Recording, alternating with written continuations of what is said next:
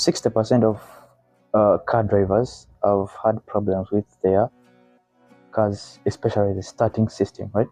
So basically in this video I'm going to show you whether it's no fuel or it's a bad battery. First, check the sound out. So we'll start with no fuel, right? Just listen for just 7 seconds.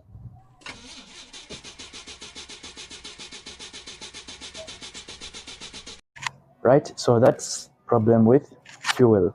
So listen to this battery problem. If your car has a bad battery, you'll hear this sound when trying to start it.